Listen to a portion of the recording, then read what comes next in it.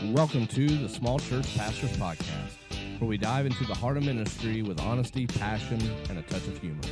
Cody and Tim explore the unique joys and challenges of leading a small church community.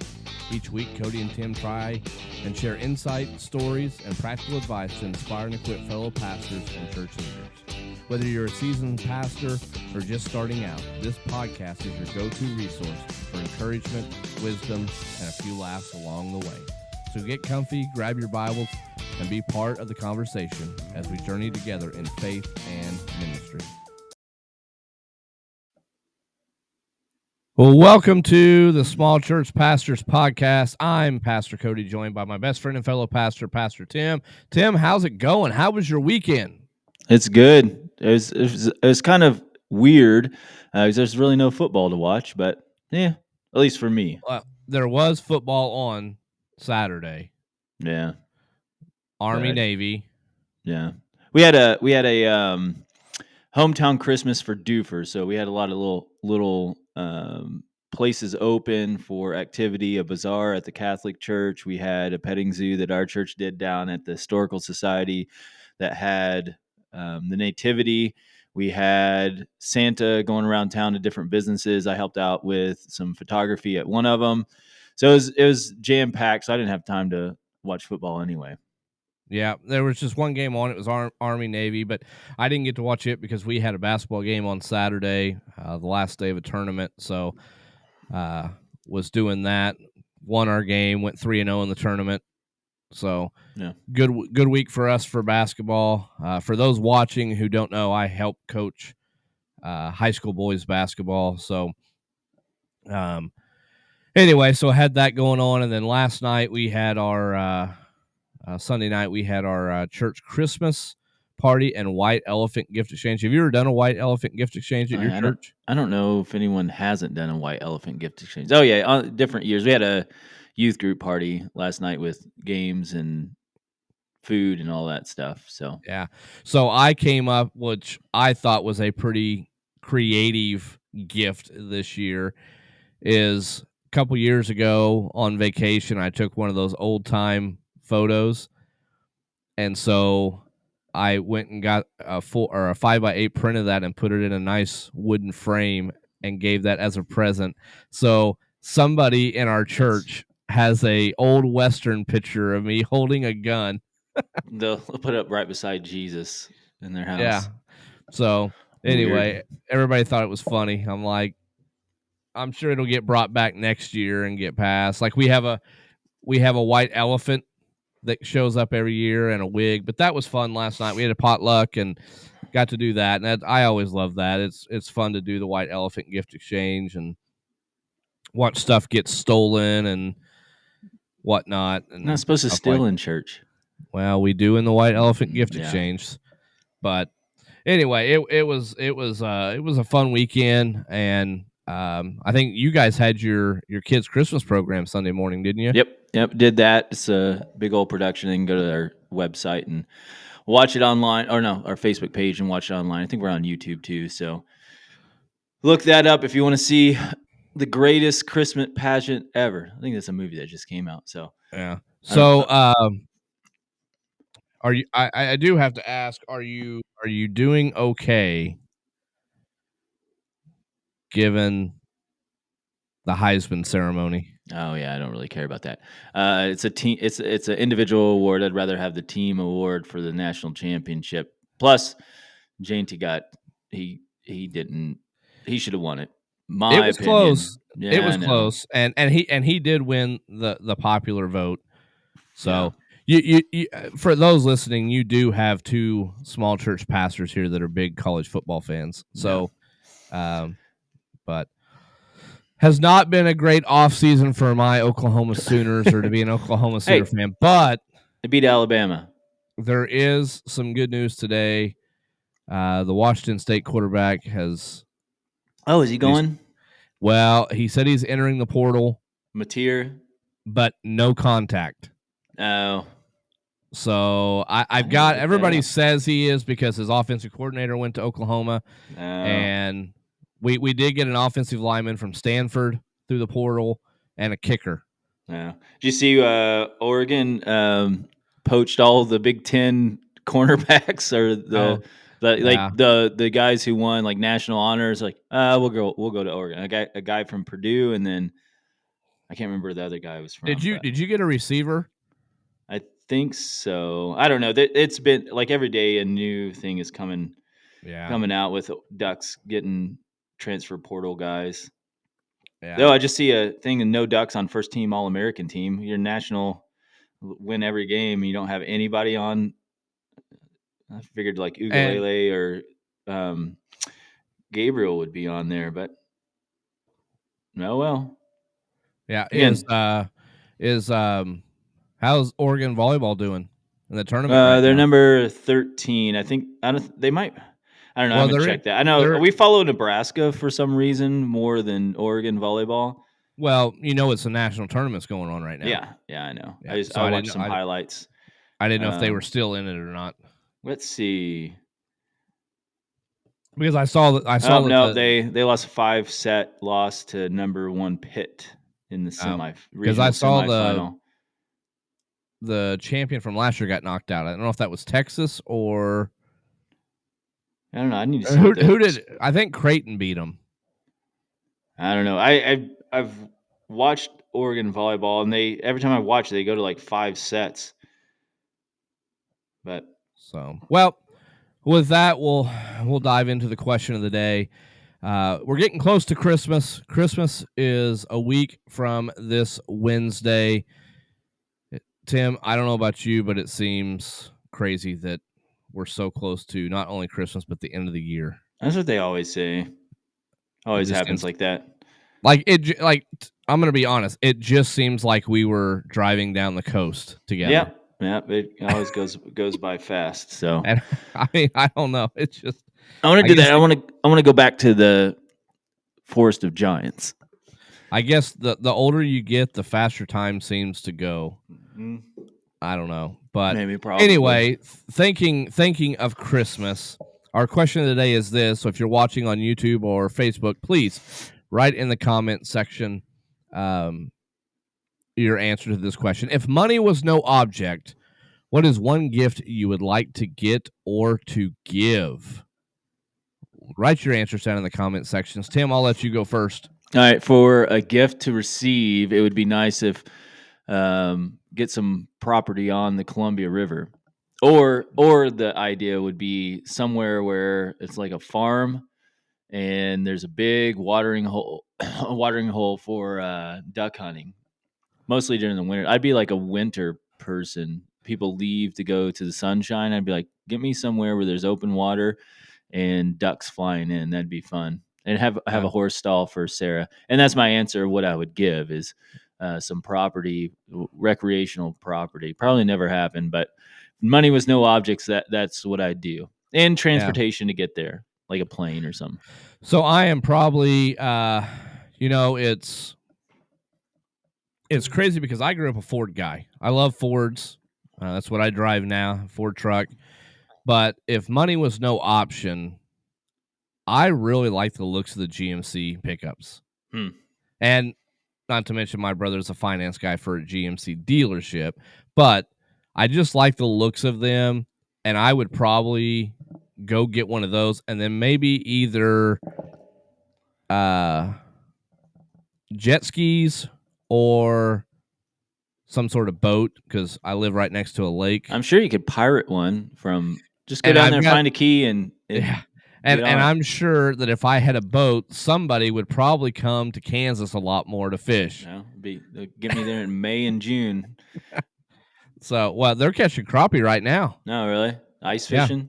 Yeah. It's not. The lake's not frozen over yet. I figured it would, but yeah. I heard they're out fishing and they're getting crappie right now. See, this is what you could do. There is wake up in the morning, sun's coming up, go fish for crappie and walleye. It's in the spring, so hits about 7:00. Sun is still on the horizon or a little bit up. Just pull your boat up there to the beach in Cocker City and go play a round of golf. Get back on the boat, go fish some more. That's what I would do. Well, you got to start at 6 and get you a preacher special before you go out on the boat. Well, hopefully I guess the joke would be there's a lavatory on the boat. Yeah. But anyway, that is one thing that I would like to have, and then to give. I don't know. I'd probably, if money was no object, I'd like to give family and friends a certain amount of money. I don't know what Yeah. that would be, just so they don't have to stress about Yeah. finances, you know. Um, but then I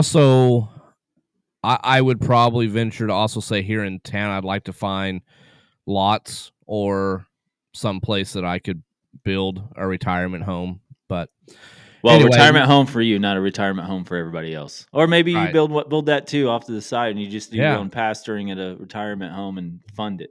I don't know. Yeah.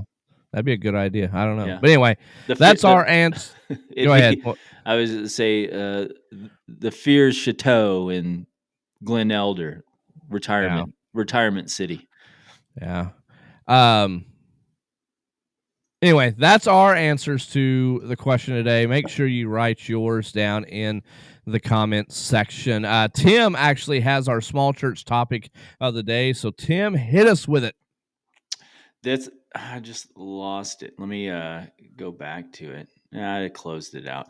But it's essentially this: when it comes to a small church, what can small churches do to create a special worship atmosphere within their congregation that maybe you won't get anywhere else? Because we are a culture of the flashy, the lights, the LED Yes. screens in the Yes. background.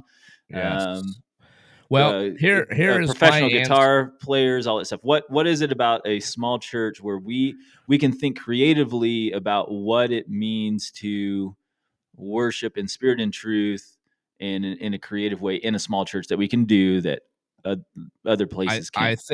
I think you have to design a worship service that appeals to every age group and male and female. No, that's rough. Now, what I mean by that is this, and this I wish I could sit here today and say that, man, I came up with this answer and I'm so smart, but I can't. I've got to give credit to Mark Driscoll on this one, Hmm. but I just saw a video 2 or 3 weeks ago where he was discussing this, and it was discussing why men don't come to church. Yeah, that's in his book to Act Like a Man. But his answer to that question is because we've turned church feminine. It's Yeah. more geared towards women than it is men. So that's why I say I think you've got to find that balance that has male attributes, female, and ages from older to younger. Now, No. can you do that?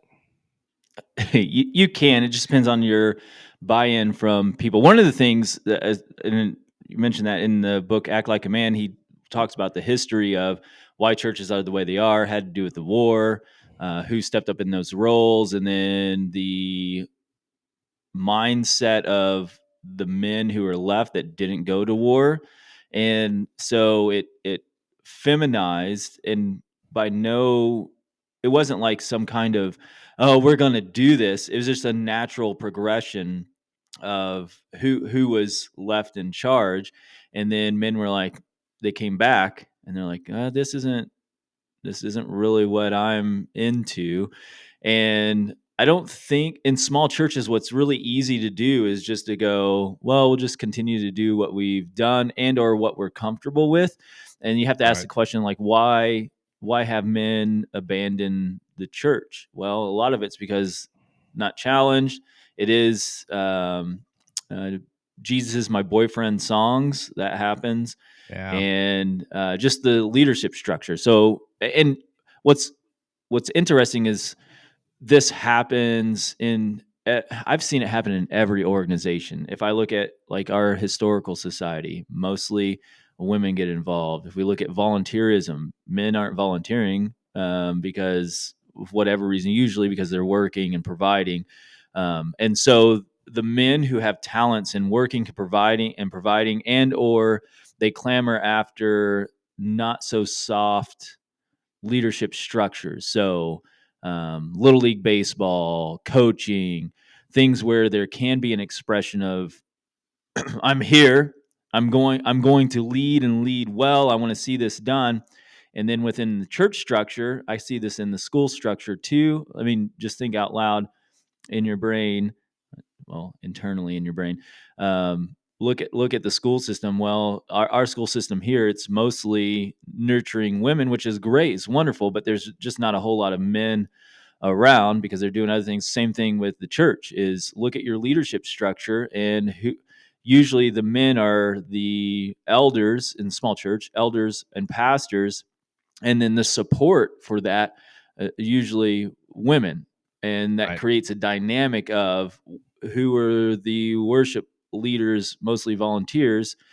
Well, it's usually the women that want to, because they're a little bit more in tune with creativity, music, things like that. Men want to do things with their hands. So there's a social dynamic where um, there's not a lot of like, what is the church doing? Well, they get, if I was to ask you, Cody, let's go hang out. This is what we're gonna do. We're gonna show at a place. We're gonna sing 6 songs, and some of them are gonna be like worshipy um, songs that create emotion. We're going to listen to one person lecture us and tell us what we need to know, and then we're going to shake hands and eat cookies. And in this place that we're going to be doing it in, it's the colors are pink, fuchsia, flowers, and it's going to remind you this place we're going to go is usually the only place you step into this place is when you go to memorials and funerals and weddings. So, do you want to go hang out there? Not really. Yeah. So, um, so it's really looking at now. Back to the question: what can we do? Well, number one, create brotherhood. Number two, create expectation, and tell men that they are responsible for the spiritual development of their families, and then Right. everything else will flow from that. So, um, when it comes to a small church, there's a lot of talent in a small church. It's just we're on top of each other relationally, and so it's difficult in any organization to Right. get that stuff done. So what does a small church in a creative way?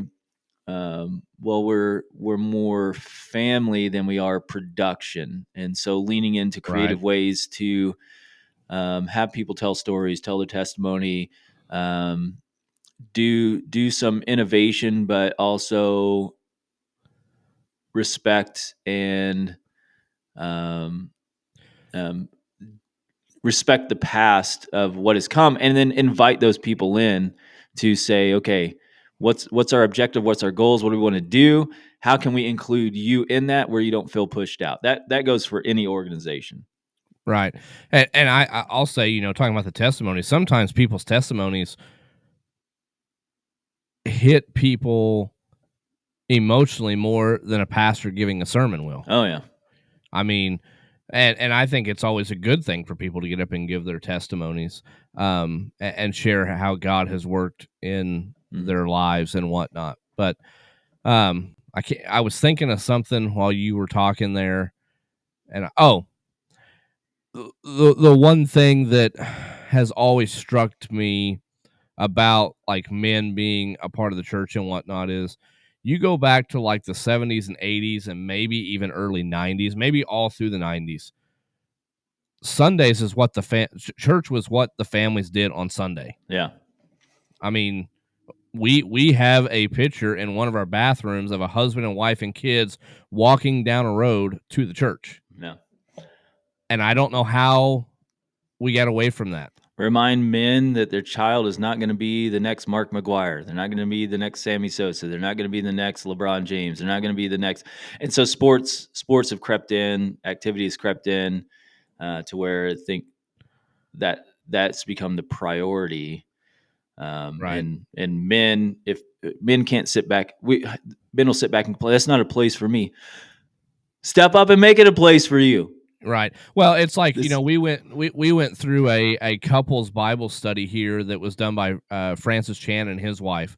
And Francis said in that video, if you have daughters and you want your daughter to marry a guy that is like her father, then you need to show her how you want how a father is supposed to be and how how you love. And I think that goes to the same thing. If you want your daughter to marry a man who has a strong faith, you as a father need to be giving that leadership. Yeah. Yeah, this is interesting. I know that the studies are out there, but let me give you some statistics that number one, church attendance statistics. If a father regularly attends church, there's about a 66 to 75% chance that his children will continue attending church as adults. If only the mother regularly attends, the likelihood drops to 33%. A study from Swiss government found that when both parents attend church, 33% of children will regularly attend church as adults. So you got to keep that in your mind. 1/3 of kids with both parents going. When the father attends regularly, but the mother does not, guess what happens? It goes to 44%. When the mother attends, but the father does not, the likelihood drops 2 to 3%. So, fathers modeling consistent spiritual practices and prioritizing faith can normalize those behaviors for children. So, it's funny to me, like both parents go, it's 33%. But if only the dad goes and the mom doesn't go, it goes up by 10%, 11%. Right.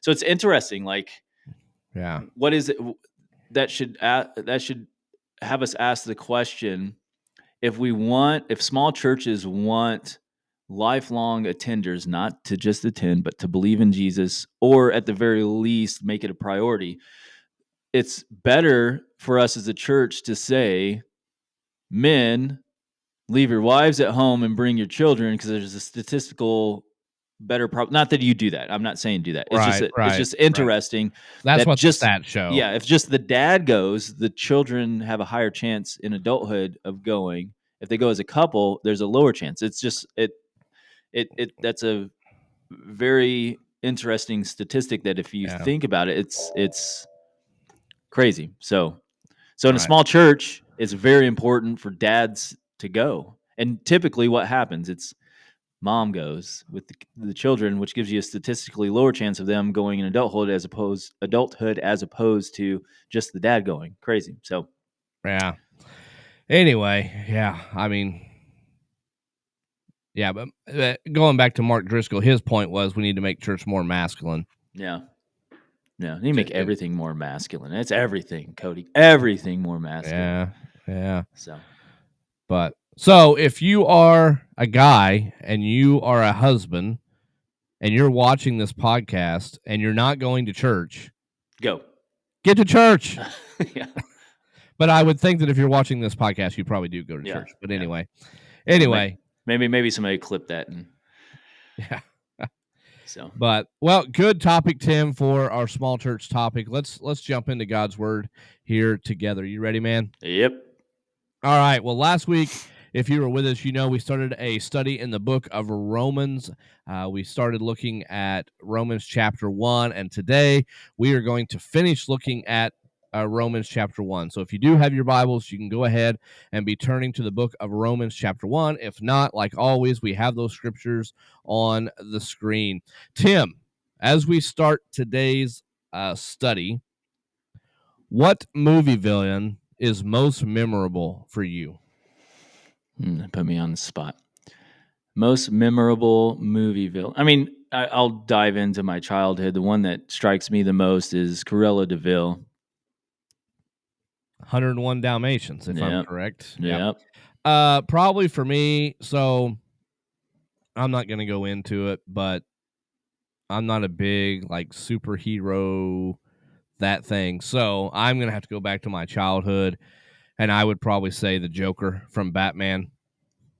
Hmm. But as you The think, cartoons, no, like the very Jack I've Nicklaus, well, yeah. or Was he is was it he just an idea of the Joker? Like, No. Was Nicholas the very first Joker? I think he's the one that's the most memorable. I mean, there's probably one in the I've old only time ones. watched one Batman movie, and that was like the one that came out in like the late '90s, early 2000s. I think Michael Keating was Batman. Yeah, I'm pretty sure that was Jack Nicklaus. Oh, Okay, the other villain that comes is not really a villain is Ferngully of the tractors and stuff cutting down the forest. I remember that. Well, I don't remember that. But anyway, I would probably just say the Joker from the Batman movies, Okay. not a specific actor who played the Joker, just the Mm. Joker in itself. But in thinking about that, what ways does he or she bring about disorder and chaos in the film? Yeah, it just gives you an uneasy feeling that they have nefarious reasons. Like even as a young child, you're like they're not doing the right thing. So, Right. um, yeah, Yeah, and it's been so long since I've seen the Batman movie that I can't even remember yeah. what the The Joker was. Joker is this social chaos. That's Yeah, what I he's mean, about. anyway, so I can't answer that on my end because I haven't seen that movie in a long time. But that's another topic for another day. Um, and I think we all know that the movies we watch are not real life, but they often depict the human experience in true ways. Some of the most unforgettable moments in film are delivered by villains who show us a vivid depiction of sin. And that's exactly what Paul describes in Romans chapter 1. The world is filled with what Paul calls godliness and unrighteousness, which contribute to the disorder and chaos swirling in and around us. And so at its core, the resulting madness can be traced back to a single idea, and that idea is this: is that we have a bad habit of suppressing the truth of God. And so Tim and I, hopefully, are going to try and help us understand how desperately we need the salvation that God offers. And we're going to explore the bad news of our rejection of God. The first word of the passage that we're going to look at today is the word for, which should cause us as readers to go back to what Paul had just covered just prior to verse 18. But we're going to pick up here this morning with Romans chapter 1, verses 18 through 23. Tim, you want to read it? Go for it.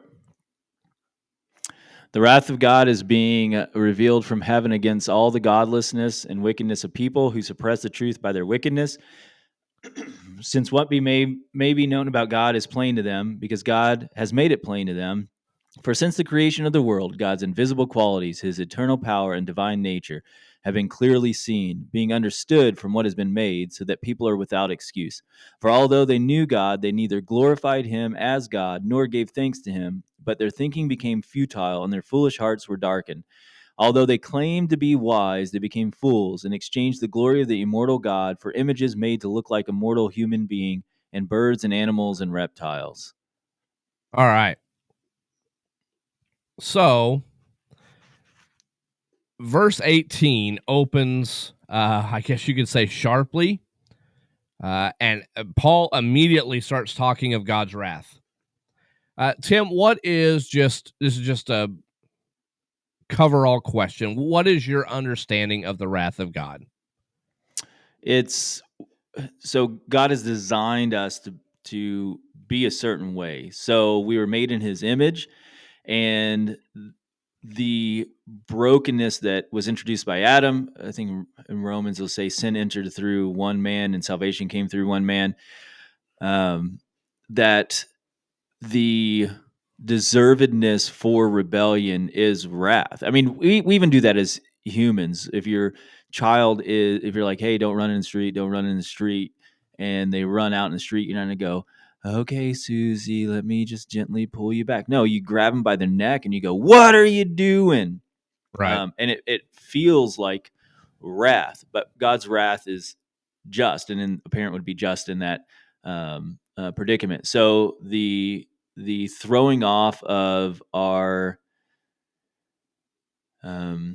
the expectation that God has for us of to live a thriving life, we reject it, and there's consequence for that. There's wrath. So Jesus describes it as Gehenna, that there is hellfire, brimstone, way we would imagine it, consequences, um, and Romans 1 here is talking about the humans heaped it on themselves. They became futile, gave up. But God's like, okay, you want that. You know the consequences You should know the heavenly realm idea of by their own conscience there is a right and wrong, but you're choosing wrong. There's consequence for that, and that is wrath.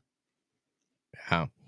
Well, Paul uses two important words here in verse 18. Those words being godliness and unrighteousness. And Tim, I'm about to load up a question here, a loaded question. Let me fix my hair. Go for it. All right, let's take a deep breath before I ask this question.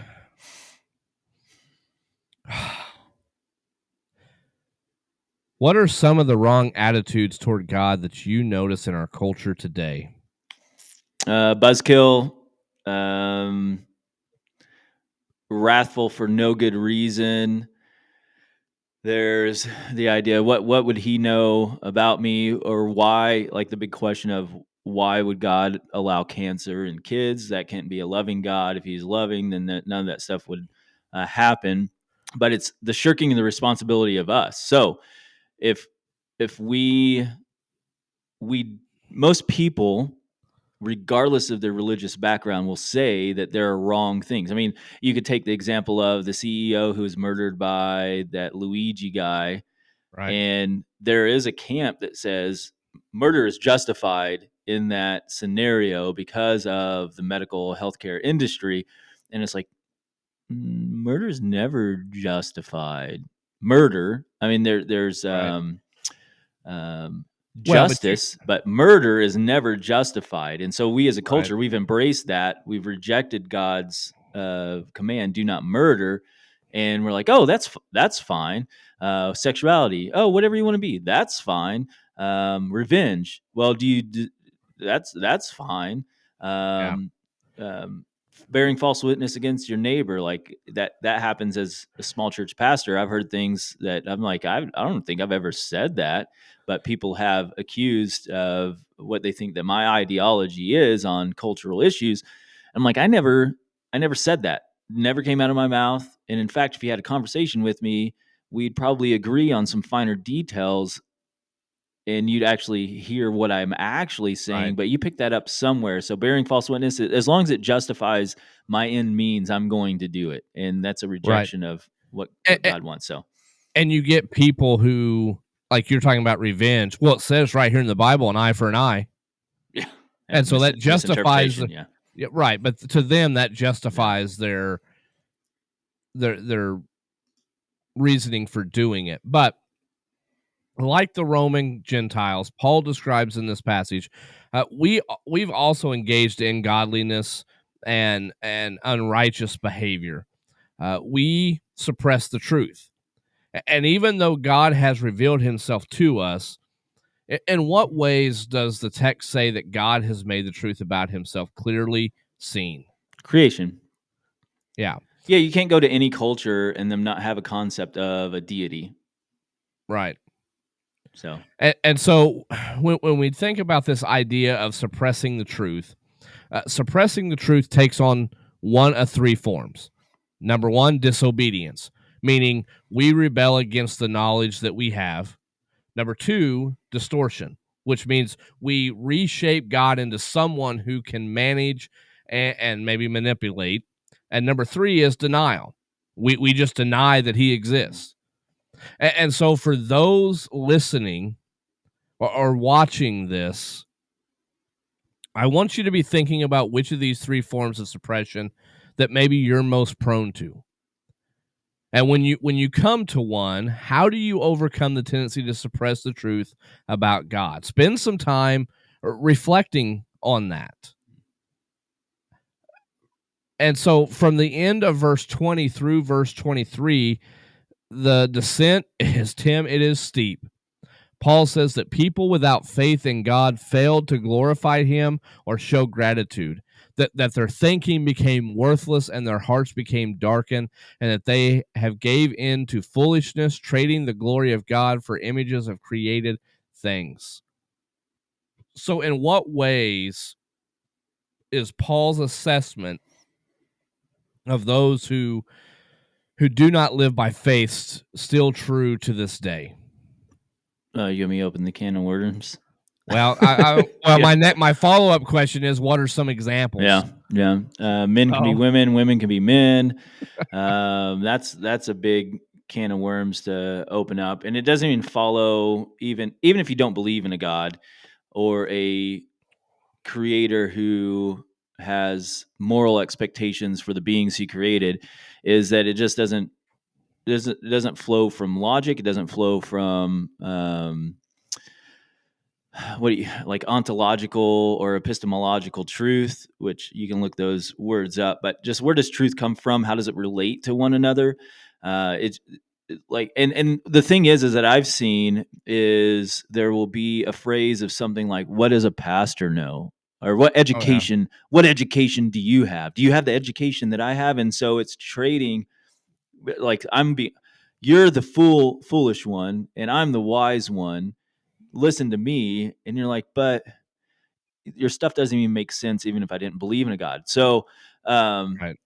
that exchange of we're the wise, we're the pinnacle of the what's it called, the food chain. We're at top of the food chain. We have minds, we can think, and so therefore we are the authority. So that's the exchange, is the exchange of authoritative structure. What truth is there any authority beyond me that can give truth?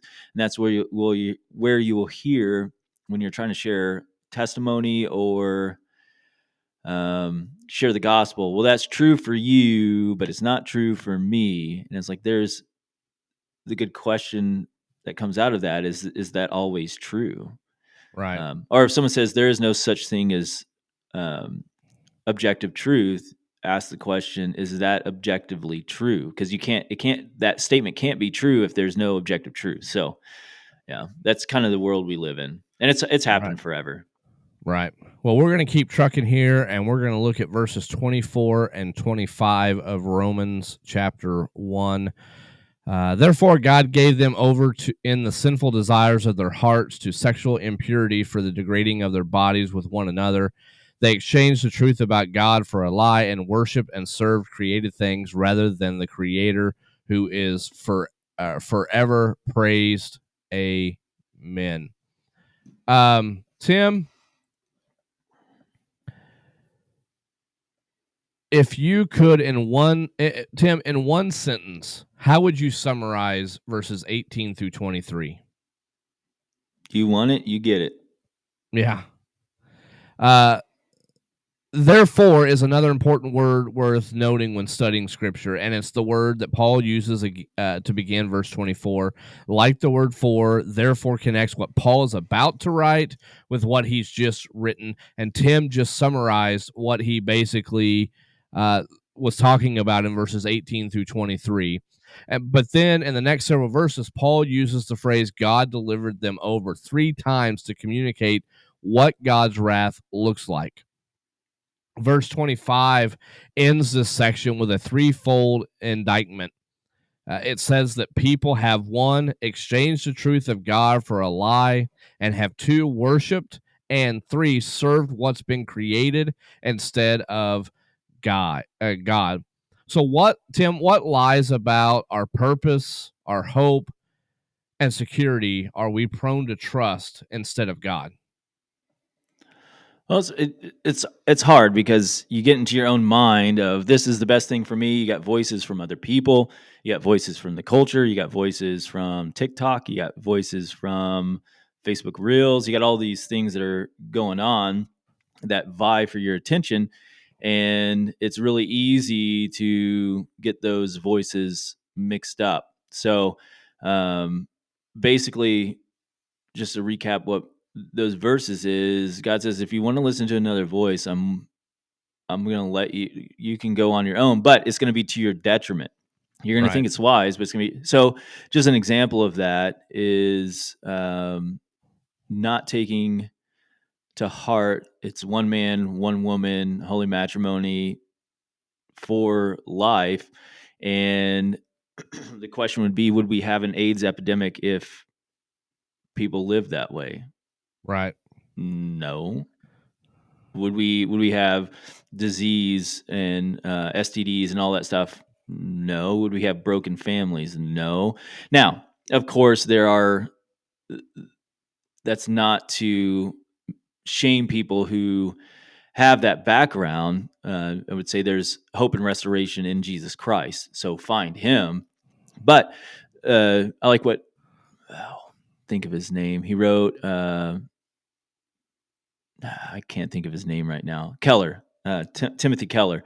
If you can find it on YouTube, someone asked him about um, homosexuality and like, is that a sin or not a sin? He is basically saying like the things that God gives us for following him is to produce human flourishing, and anything outside of that, that what we would call sin, reduces human flourishing. And so therefore we can't stack up like, well, your sin is worse than my sin. It's all detrimental. And so with all these hot topic can of worm things, is the message is you're doing it on your own, and that will create detriment, that will create strife. And that's the human condition, is we want to do that. And God says, all right, my hands are off. There's going to become wrath because of your own choices, but ultimately there's a judgment that comes for rejecting God and creating, in the context of Romans, idols. Putting a like making something and saying, I'm going to worship this, and usually that worship is to get something out of it, not for adoration or glorification of the Creator who created you. So it's just all the problems in mankind come from a rejection of Yeah. God. Verses 26 through the end of the chapter. I'm going to throw them up here. I don't know who wants to read them, but I'll go for it. Because of this, God gave them over to shameful lust. Even their women exchanged natural relations for unnatural ones. In the same way, men also abandoned natural relations with women and were inflamed with lust for one another. Men committed shameful acts with other men and received in themselves the due penalty for their error. Furthermore, just as they did not think it worthwhile to retain the knowledge of God, so God gave them over to a depraved mind so that they do what ought not be done. They have become filled with every kind of wickedness, evil, greed, and depravity. They are full of envy, murder, strife, deceit, and malice. They are gossips, slanderers, God haters, insolent, arrogant, and boastful. They invent ways of doing evil. They disobey their parents. They have no understanding of, no fidelity, no love, no mercy. Although they know God's righteous decree that those who do such things deserve death, they not only continue to do those very things, but also approve of those who practice them. so having once again described those without faith as delivered over by God to disgraceful passions and a corrupt mind, Paul goes here in these verses, specifically 29 through 31, and the forms of unrighteousness unbelievers are filled with. Tim, what behaviors in Paul's list here, just which ones stand out to you? All of them. I mean, Yeah. it's kind of like yeesh. Um, some of them are subtle, like gossip. You don't really know, or envy, or strife. A lot of times, Christians don't even know that they're doing those. I mean, the big ones are basically sexual appetite categories, where I'm just going to do what I want to do, and and in doing that, cause chaos societally and structurally within the family unit. But they're all either subtle or overt, but they're all right there. So Yeah. Um, we can group Paul's list into categories from sexual and economic corruption to social, spiritual, and family corruption. They cover every facet of our lives. Uh, I think it's really important for us to recognize that there's no part of our lives that is untouched by sin. And Paul closes Romans 1 by acknowledging that in our unrighteousness, we not only do these sinful deeds, but also appalled others who practice them, or applaud others who practice them. Why do you think people take such pleasure in the unrighteousness of others? people take pleasure in the unrighteousness of others. Like? I said, What why do are you think people take such pleasure in the unrighteousness of others? well, sometimes people don't take pleasure. I'll rephrase that question as why do people like um, doing unrighteous things?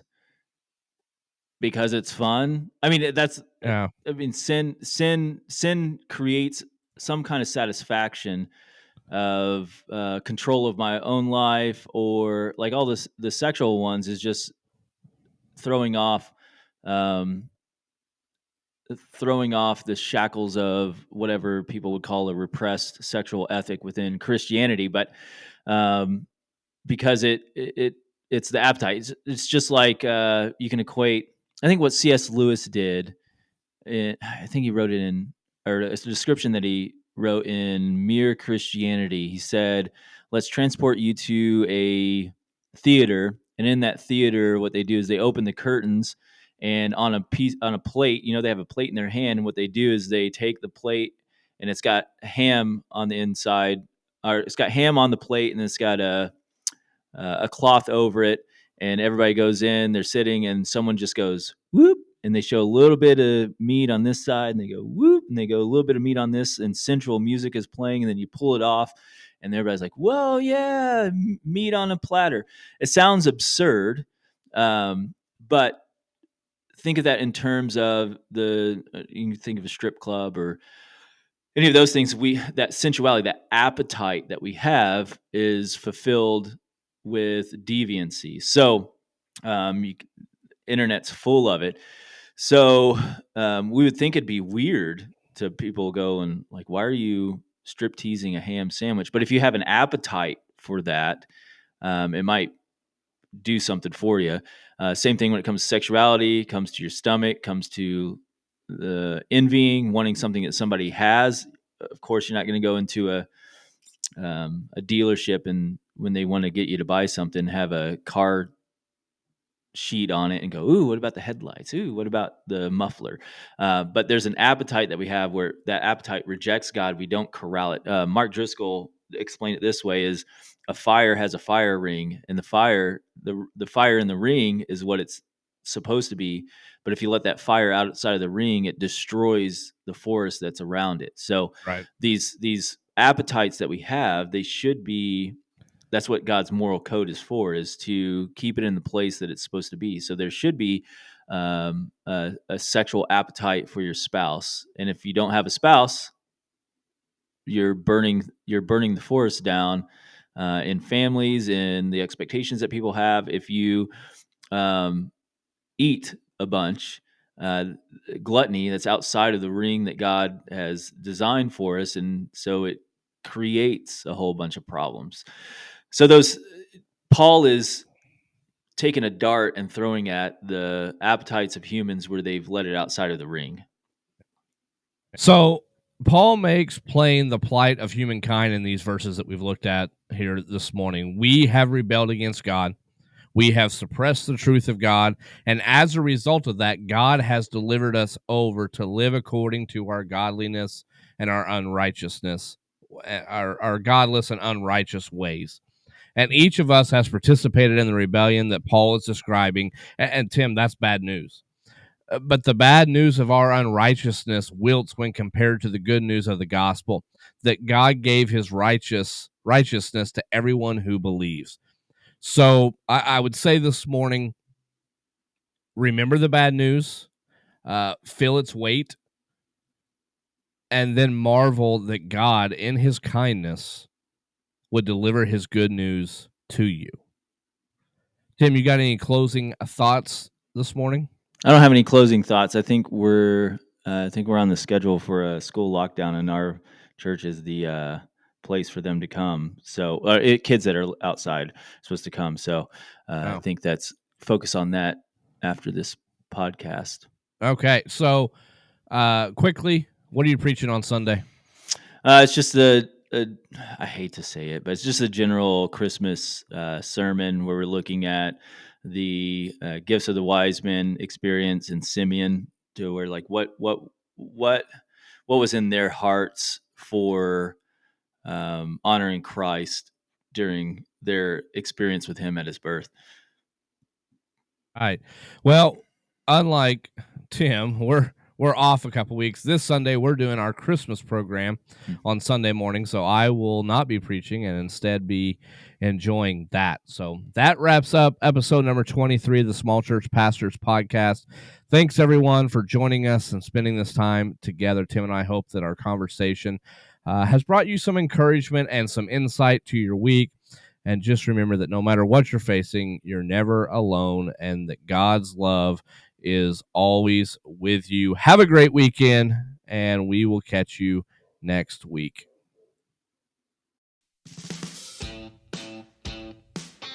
If you've enjoyed today's episode, don't forget to subscribe, share, and leave us a review.